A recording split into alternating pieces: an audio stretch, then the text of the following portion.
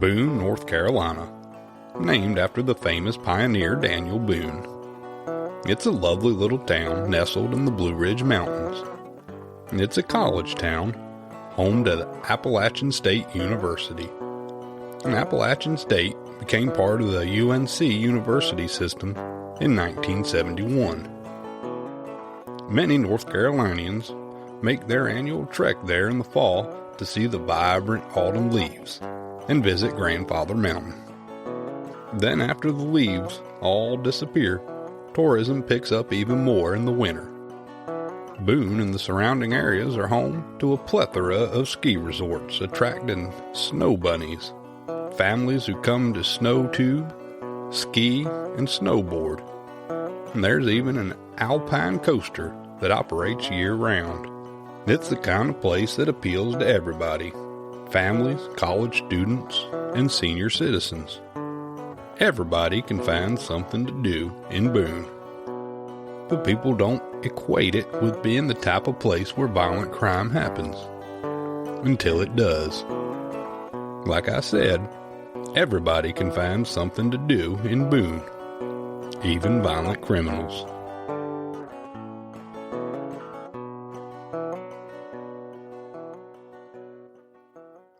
Good afternoon. Hey. Are we drinking anything? No, we're eating. We've departed from our normal. It's because we actually we are recording 2 episodes in one day. Yeah, so we've already had our coffee. Our coffee's on the other episode. So the sponsor for this episode is also The Table, our local Ashboro farm-to-table bakery. Yes. Tell them what we had, Darlene. We had a salted caramel apple cake. And oh my goodness, it is incredible. Yeah, I told you it would be. Yes, it was like a cream cheese icing and just a really dense. And you could taste like the brown sugar or the caramel in it. Yes, and it had pieces of apple, pieces of walnut, which I love. Mm-hmm. And it was, like I always say, very fallish. Yeah, you do. But the funny thing about it is, I don't really like apple flavored I know. things. I don't really like apples that much. And you suggested it. Yeah, and I've told you several times, I don't like apples. And then we get there and I'm like, oh, well, you got to try this apple cake. So I guess I like them better than I thought. Yes. Because that cake really is so good, so decadent, so dense, just delicious. It was wonderful. Yep. So just another shout out. Yep. To The Table. Mm-hmm. Thank you. So my episode today is also a North Carolina story. It begins, this was in the early 70s. So it begins on a February 1972 afternoon, in the early afternoon hours around 3 o'clock p.m., when it began to snow in the mountain town of Boone, North Carolina. The snow was not unexpected in these parts. In fact, it was welcomed because the surrounding communities are rich with ski resorts and cold weather sports. And this is the peak of their season in February. In the off years, when maybe the snowfall amounts were a little disappointing, the ski resorts even make their own snow with snow blowing machines. And they don't want to lose their precious business, right? Right. You know, I've never been to Boone. What? Never. I've You are always kidding. wanted to go there, but I have never been because I always hear that it snows more there. Like there's something about the elevation or something. I'm sorry. I'm still trying to wrap my mind around. You just said you've never been to Boone. I've never been there. Amanda? You have got to take this girl to Boone. I've told her that she needs to. Yeah, she went to school there. Right. And I know she's a big Appalachian fan. So, and Lily has been thinking she might want to go to school there. Oh, well, that's where my daughter went to school and graduated from. Cool. The storm blowing in on this particular evening, it was a strong one, and the roads were going to be really bad. Weather conditions can change quickly in the high country due to the mountainous terrain, and can often result in dangerous road conditions in the blink of an eye. Right. You know, 1 minute they're fine and the next minute they're treacherous. Most people take care to get home and stay in until the storm passes, but not here. These people are used to driving in this. I mean, and this is also a college town, like we just said. So there's a number of college kids just waiting to use their Jeeps in weather like this. Yes. They do not let snowy precipitation deter them from their activities. Right. Kids and husbands. Yes, My husband exactly. loves to drive in the snow. Yes, especially in North Carolina, where, you know, down here on the foothills, we don't see as much of that. Right. Bryce and Virginia Durham were business owners in Boone. They owned a Buick car dealership called Modern Buick. They had only been there a couple of years. And that night, Bryce, he actually did not let the snow deter him from his activities. Just like you said, those husbands don't. He headed out to a Rotary Club meeting. Now, the storm did pick up, and that meeting dispersed a little tad early. And so the men were heading home. And Bryce had to actually head back to the dealership to get his wife, Virginia. Okay. She had worked late there at the dealership for him. And their son, Bobby Joe, who was a student at Appalachian, he had some classes, and he was supposed to meet them at the dealership as well, and they were all going to ride home together. Okay. One of Bryce's fellow Rotary Club members followed him back to the dealership so that he and Virginia and Bobby Joe could just ride together, like I said. Okay. Now, earlier that day, a four-wheel drive GMC Yukon, which we call them a Jimmy, it had been delivered to the store. And so Bryce decided he would use that to get his family home. Okay, fun. Yeah. They lived at the top of like a steep dead-end drive. Okay. So to climb it after the snow had started falling, I'm sure he thought that four-wheel drive Jimmy would be the perfect way to do that. And maybe he had been itching to use that Jimmy anyway since it had just arrived, right? According to several neighbors, the family arrived home that evening around 9 o'clock. One neighbor noted that they had seen the car heading up the drive around that time, and they remembered it because the 9 o'clock movie had been coming on TV. That was the 70s. Yes. Now, the Durhams had moved to Boone just recently, within 2 years. Prior to that, they had lived in Mount Airy, North Carolina. Yeah. Have you been there? Yes, I have. Okay, good. I love Mount Airy. Now, there, Bryce had been a loan officer. And so when he had the chance to buy that dealership, that was kind of like his dream. And so he and Virginia packed up their kids and they took the plunge and moved to Boone. So in addition to Bobby Joe, their son, they actually had an older daughter named Jenny. She was also a college student at App State. Okay. And she was already married, and she lived close by with her husband, Troy Hall, in a local trailer park. Shortly after 10 o'clock that evening, Jenny and Troy were at home watching television, and they received an odd phone call. Troy answered, and he couldn't really hear the caller very well. He thought it sounded like his mother-in-law, and he asked, "Virginia, is that you?" And she whispered back that intruders were in the house, and they were beating Bryce and Bobby Joe in a back room. Oh, my gosh. Yeah. And Troy thought he might have heard her say help. Oh, goodness. And then the call was cut off. That's like scary stuff of nightmares. Yeah. Well, Troy tried to call back immediately, and the line was busy. Some of our younger listeners won't even know what that means. Right, but, you know, back in the 70s, if you called somebody and they were on the line or if the phone was off the hook, you were out of luck. Yeah, you would get a little busy signal. They probably don't even know what off the hook means. I know. I'm sure I'm sure most of our listeners are very well aware. Right. I have a student or two that sometimes listens to the podcast. So Troy, he kind of thought, oh, that might have been just a joke, because that was weird. He had never had his mother-in-law do something like that before. Like, maybe they're just playing a prank. Oh, no. So he told his wife, Jenny, about the call. And she was like, she did not think her mother would play such a prank. So she insisted they had to go check on her parents. Unfortunately, when they tried to leave, their car wouldn't start. They went to the neighbor, Cecil Small. I think he was also the owner of the trailer park where they lived. Mm-hmm. And they persuaded him to drive them over. Oh, good. So the house was only 4 miles away from the trailer where they lived. Mm-hmm. But it took them 20 minutes to make that drive because of the weather. road. When they did arrive, they could see the lights on. They couldn't really make it up to the top of the driveway, so they parked at the bottom. And Jenny stayed in the car while Troy and Cecil walked up the hill to check on things. Upon inspection, the door from the garage to the house was found unlocked, so the two men did go in. Troy later recalled that the first thing he heard was water running. As they searched the house, it was apparent it had been ransacked. The men's wallets had been rifled through, and the phone was ripped out of the wall, causing that busy signal we just spoke of. Papers were strewn everywhere, so it immediately looked like a robbery had happened. But when they went to find the source of the water is when they found the horrific scene. The 3 family members were found leaning over and into the bathtub.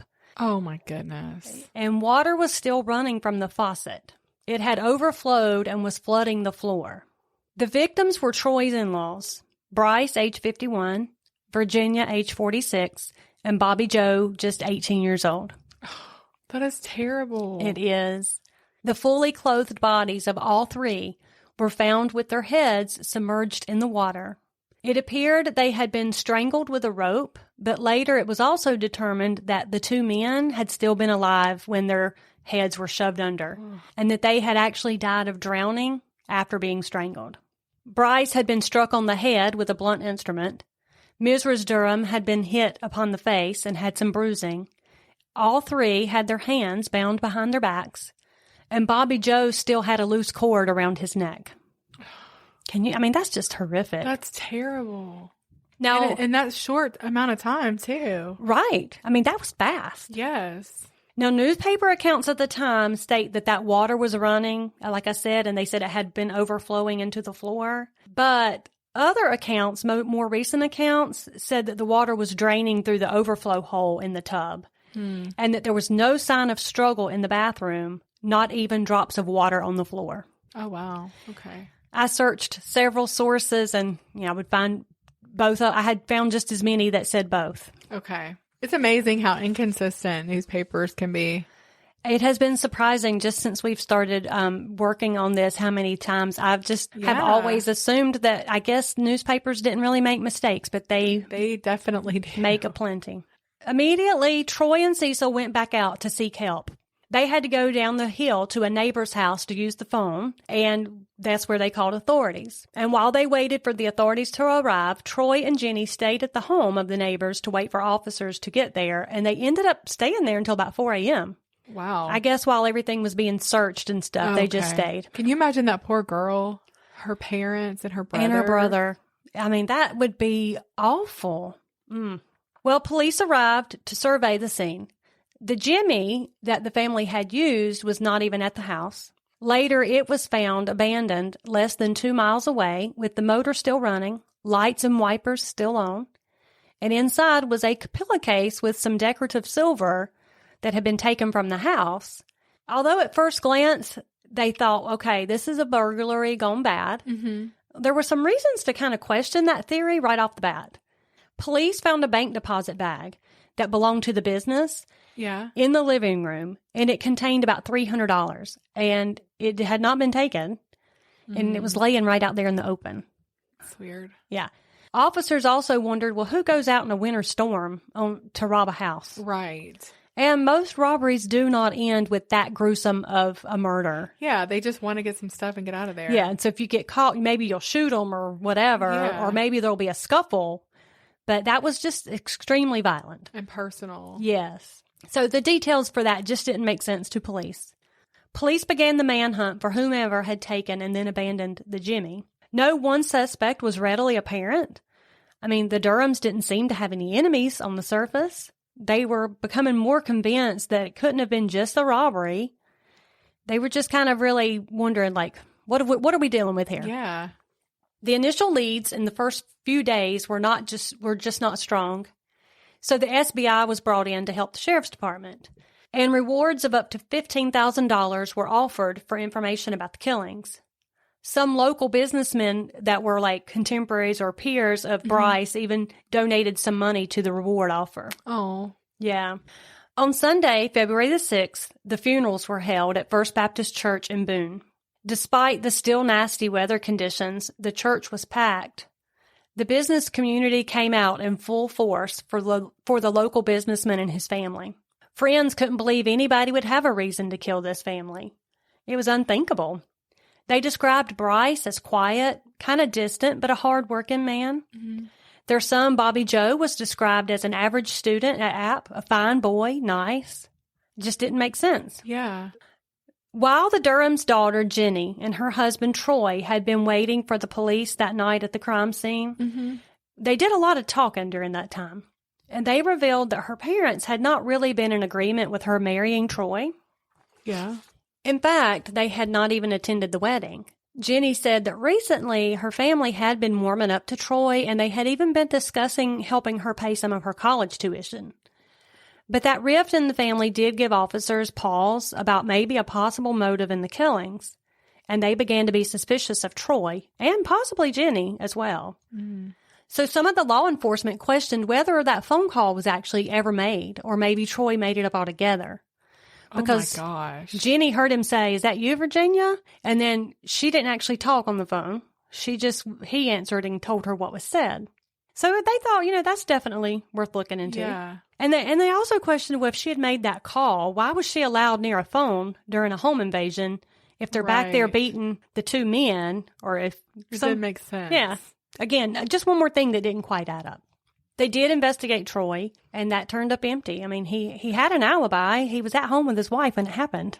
Okay. Well, I'm glad that Troy did not do that, because that would be awful. Yeah. Well, because Bobby Joe was a strong, athletically built young man, police also wondered, well, why did he and his father, how did they be overcome so easily? Yeah.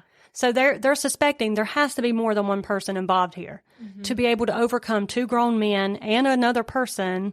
Yeah. One person could not have done that, because had that person had a gun, they would have just shot them. Sure. So for them to have done what they did, they had to be stronger, bigger, outnumbered. Yeah, holding them down. Yes, actually, yeah. Finally, an anonymous tip came in that led to an investigation, and 2 months after the murders, 4 men were arrested for the crimes on April 25th, 1972. It's about 2 months. These men were Jerry Casada, Eugene Guerin, Dean Chandler, and Dewey Henry Coffey. While all 4 were accused of the crimes, only Casada and Chandler ended up standing trial. During a preliminary hearing, the other 2 men were released for lack of evidence. Casada was charged with 3 counts of murder, and Chandler had been charged with accessory to the killings. Now I want to back up to Troy's phone call. Okay. At one point, he stated that Virginia had said that there were black men in the house beating. Right. He thought he heard her say that. These 4 men that were arrested were white men. Okay. The only real evidence for the prosecution was a statement made by Dean Chandler himself, one of the people charged. Mm-hmm. However, there were some problems with his statement. In it, he claimed that he had directed the other 3 men to the Durham family's neighborhood on February the 3rd when they sent him to case out the place for a robbery.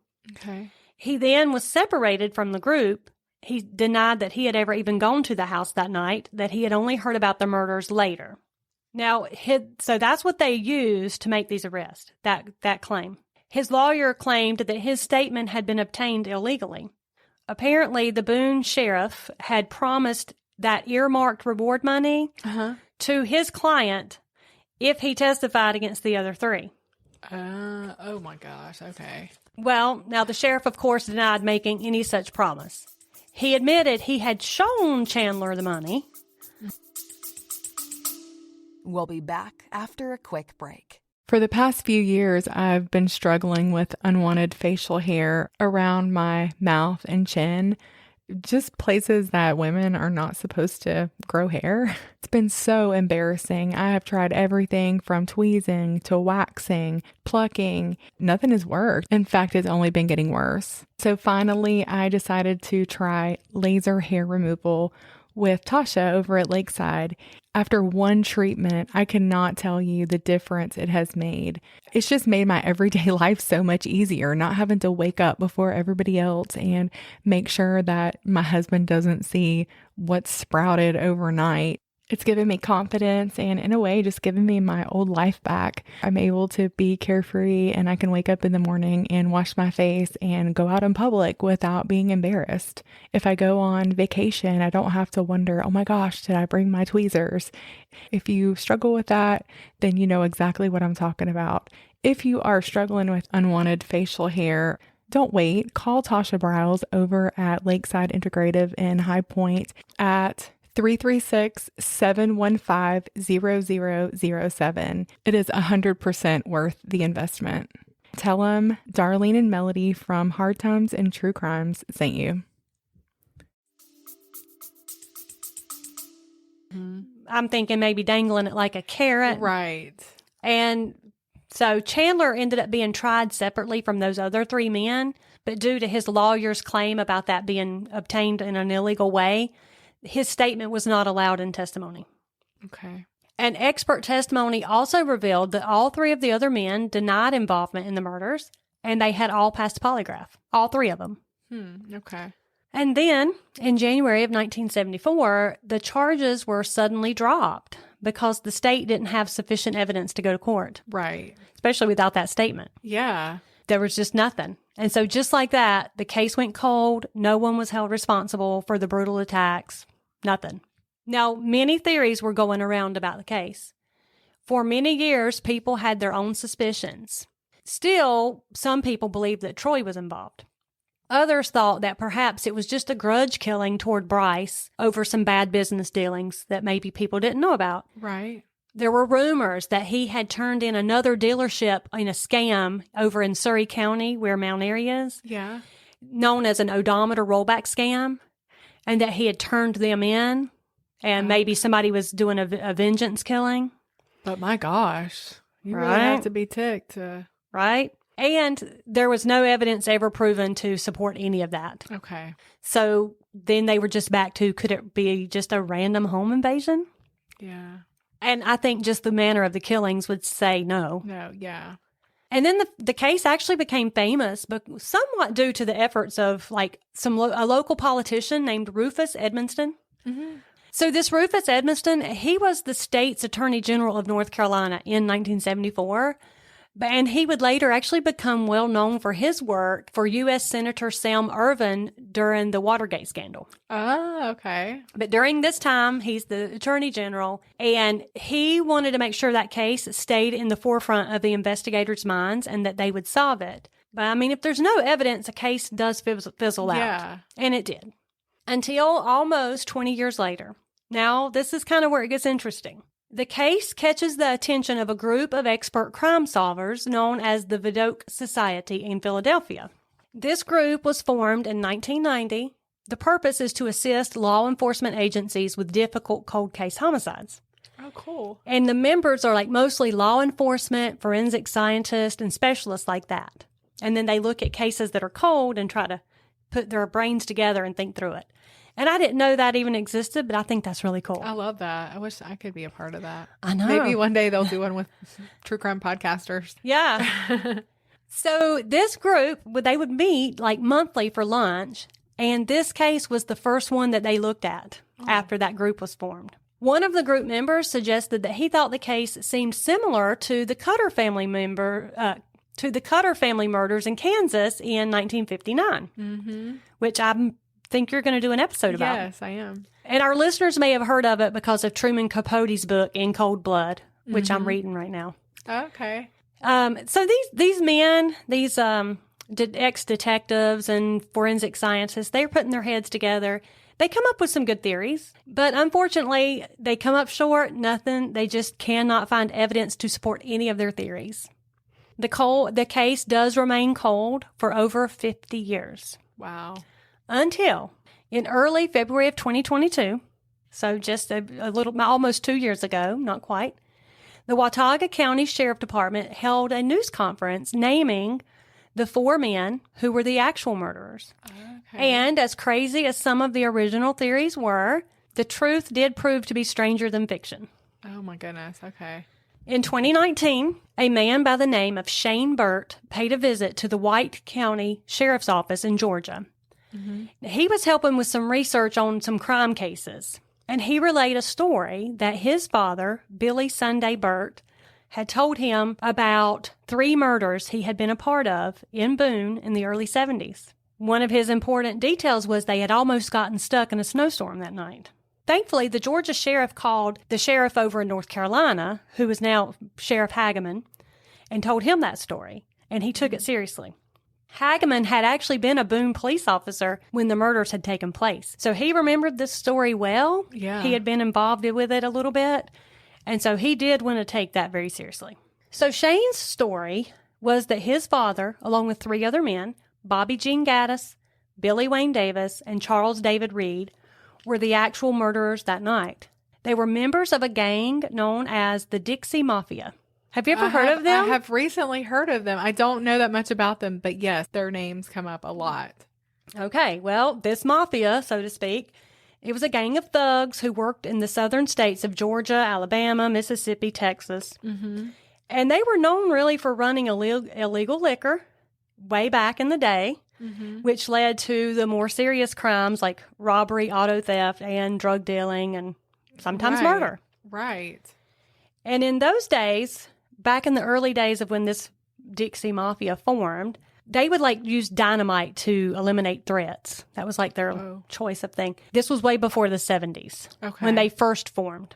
I mean, these were the guys who rigged 10 sticks of dynamite to the Georgia DA's car and killed him instantly. Oh, my gosh. Yeah. I mean, they could be ruthless. So Shane's dad, Billy Sunday Burt, had admitted to 56 murders alone. Oh, my gracious. After officials heard Shane's story about his dad's involvement, the North Carolina officials traveled to Augusta State Medical Prison in Georgia to interview the only surviving member of the gang, Billy Wayne Davis. Burt had already passed away in 2017, and the other surviving members had passed away in prison prior to that. They actually all were serving time for the 1973 torture killings and strangulation of an elderly couple in Georgia who also happened to own a car lot.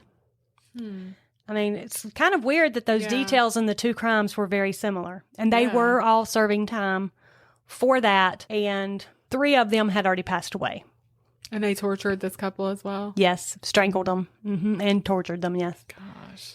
When they went to see him, he's the only surviving member of the gang, and he's 81 years old. So he does interview with them, but he admits to the officers that he had been the getaway driver on the night of those murders. He told them that the gang had been hired to do a hit on the family at that house. He didn't elaborate on who had hired him, though. I just have a theory, but go ahead. Okay. After confirming Davis's statements with other witnesses and evidence from the crime scene, authorities were confident that he was telling the truth, although at this point he did have some dementia.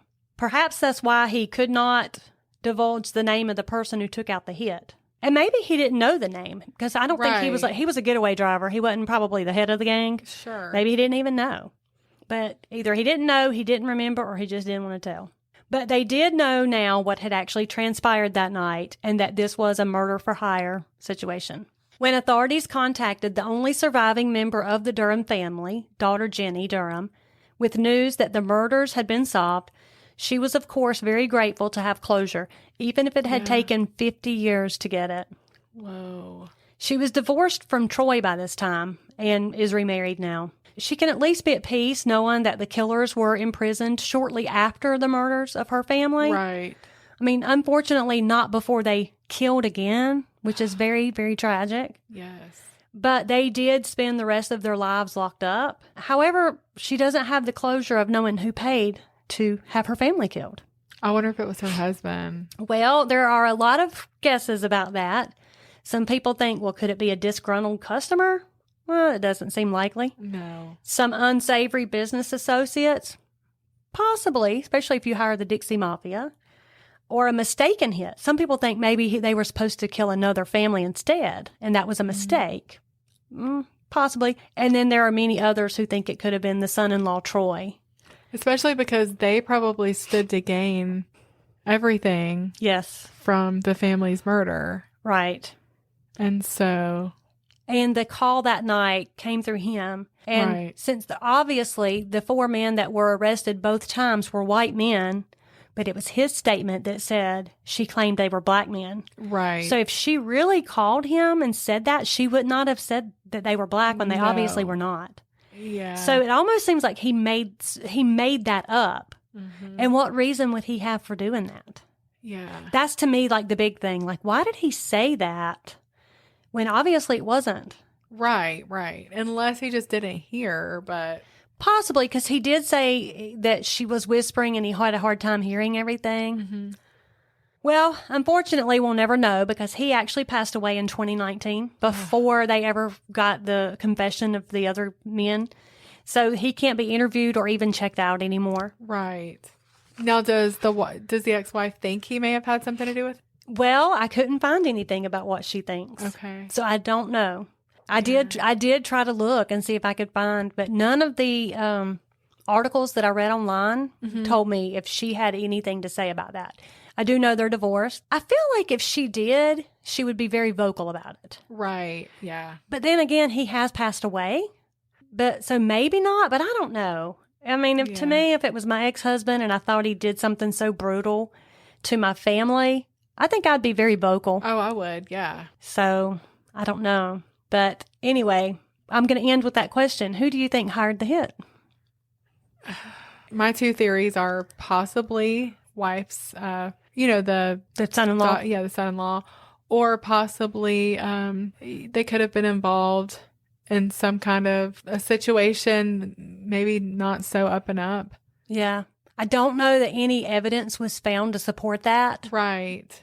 So if it was hidden very well. Yeah. I mean, maybe not. I mean, but who knows? It could be something like gambling or, you know. You never know, like a gambling debt. But that, I don't want to make them look bad. I mean, they're the victims. So right. Who really knows? But golly, that's terrible.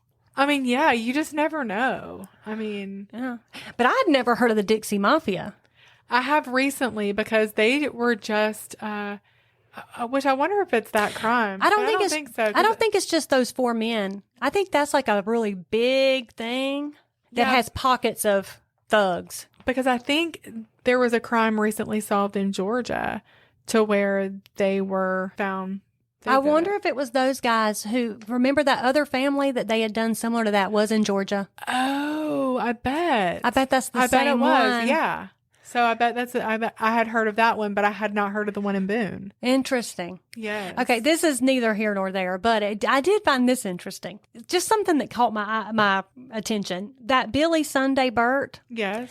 I was thinking, well, I wonder if he was named after the known evangelist Billy Sunday. Billy Sunday, yes. And I thought, well, that would be ironic because Billy Sunday was like a known prohibitionist. Yes. Very strong supporter of prohibition. And then this other guy is illegally running liquor. Right. And maybe his parents had high hopes for him to live up to that name, and now he ends up doing the opposite. But yeah, but that is quite a coincidence there. I know, it's not a super common. Yeah, especially name. the Sunday. I mean, yeah, that makes sense. So, golly, those sure were some hard times. They sure were.